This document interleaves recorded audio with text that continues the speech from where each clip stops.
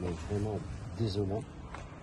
Et on va me dire oui, et je ne vous dirai pas le contraire, que on soigne bien aussi dans le privé. Mais ce n'est pas là le problème. On n'est pas là pour démanteler, on est là pour améliorer le service public. Et là, qui plus est, il semblerait que c'est parce qu'il y avait 4 chirurgiens qui ne s'entendaient pas entre eux. Et il y a l'IGAS qui est venu, qui a inspecté, et on va me faire croire qu'au plus haut sommet de l'État, on n'est pas capable de faire s'entendre quelques chirurgiens, et qu'on bascule parce que ces gens-là sont plus forts que l'État, en fait. Et on bascule donc ce grand service qui suivent et qui soigne plus de 2000 patients. Et c'est ça ma présence, et c'est ça mon inquiétude, rien de plus. Mon inquiétude, parce qu'aujourd'hui, c'est ce service, vous verrez, peut-être que vous ne serez plus là, demain ça sera autre chose, ça sera peut-être le SAMU, peut-être la préfecture qu'on va privatiser, et l'ARS. C'est ainsi, parce qu'ici on est trop gentil, en fait. On est trop gentil à La Réunion. Monsieur le maire, moi je vous invite en tout cas à une discussion plus approfondie. Là, je crois que ça va comprendre qu'elle est même interviewée. Je découvre votre présence aujourd'hui et vos propos aujourd'hui. Mais vous ne découvrez pas mon intervention, mes différentes interventions par rapport à mon soutien. Oui, mais j'entends des termes là que je n'avais pas entendus jusqu'à présent. En tout cas, ce que je peux vous dire, c'est que vous savez bien comme moi que le système de santé en France il repose sur finalement la pluralité des acteurs. Il y a des acteurs publics, il y a des acteurs privés, il y a des acteurs publics qui participent aux missions de service public, il y a des acteurs privés qui participent aux missions de service public. Tout ça, aujourd'hui, c'est le paysage de la santé en France. Et ce que vous savez sans doute aussi, ça je ne vous fais pas l'injure de ne pas le savoir, c'est que vous savez bien à quel point la situation du service d'urologie du CHU Nord mettait les patients dans l'impasse, pour ne pas dire dans l'insécurité. Mais oui, mais quelle est votre capacité? Donc, quelle est la capacité? on avait des praticiens, en l'occurrence, qui n'étaient même plus à même d'assurer la continuité des soins à laquelle ils étaient pourtant soumis, ce qui faisait qu'on pouvait se poser la question tous les jours de savoir comment le lendemain serait assuré. Ça, c'était la réalité. Et ils vont devenir quoi, ces chirurgiens? Ça, c'est l'affaire du Centre national de gestion. Ils ne vont pas basculer dans le privé ici.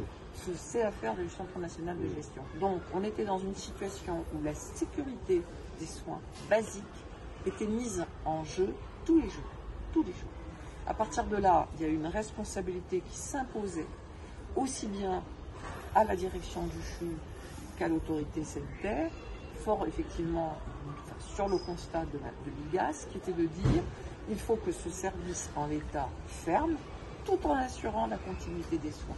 Et moi, en tant qu'autorité sanitaire, ce que je vous dis aujourd'hui, ce que j'ai dit à l'instant, c'est que mon unique préoccupation maintenant, c'est que chaque patient réunionnais puisse continuer à avoir une prise en charge de qualité, de sécurité et sans supplément financier. Alors, je dis bien sans Madame la supplément directrice, si demain, le directeur du CHU ne s'entend plus avec le directeur ou la directrice de l'ARS, on ferme quoi, l'ARS ou l'hôpital?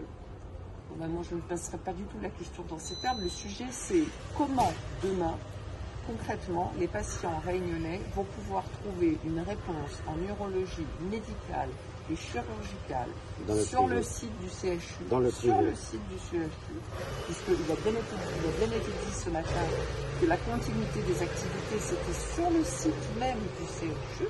Avec les moyens de l'hôpital public, offert au privé. Ce sont les moyens de l'hôpital public qui continuent à fonctionner pour des patients qui vont être pris en charge au CHU, avec des praticiens libéraux qui vont travailler sans majoration d'honoraires. Dans le contractuel. Sans majoration d'honoraires. Dans le contractuel. Donc pour le patient, c'est transparent.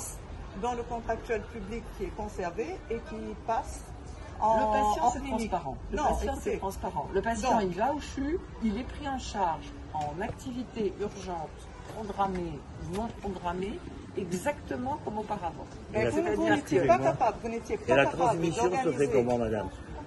La transmission de médecin à médecin, puisqu'il n'y a plus de chirurgien.